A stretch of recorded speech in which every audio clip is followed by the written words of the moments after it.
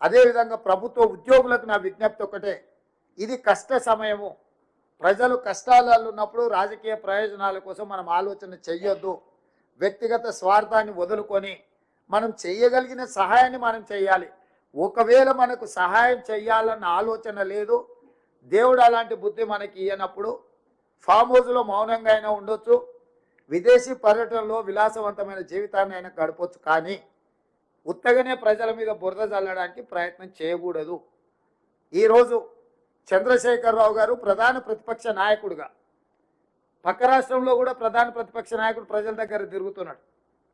మా షర్మిల గారు గతంలో వర్షాలు వస్తే పక్క రాష్ట్రంలో ప్రజల దగ్గరికి వెళ్ళింది. ఈరోజు నిజంగానే ప్రజలు ఇంత విపత్కర పరిస్థితులు ఎదుర్కొంటున్నాయని బీఆర్ఎస్ భావించినప్పుడు ప్రధాన ప్రతిపక్ష నాయకుడు ప్రభుత్వానికంటే ముందు ప్రజల దగ్గరికి వెళ్ళాలి, ప్రజా సమస్యల్ని ప్రభుత్వానికి నివేదించాలి, ప్రజల యొక్క విజ్ఞప్తులు తీసుకొని ప్రధాన ప్రతిపక్షంగా చంద్రశేఖరరావు గారు ఆ సమస్యల్ని ప్రభుత్వం దృష్టికి తీసుకొచ్చి అవసరమైతే ప్రభుత్వాన్ని నిలదీసినా పర్వాలేదు ప్రజా సమస్యల పరిష్కారంలో భాగంగా.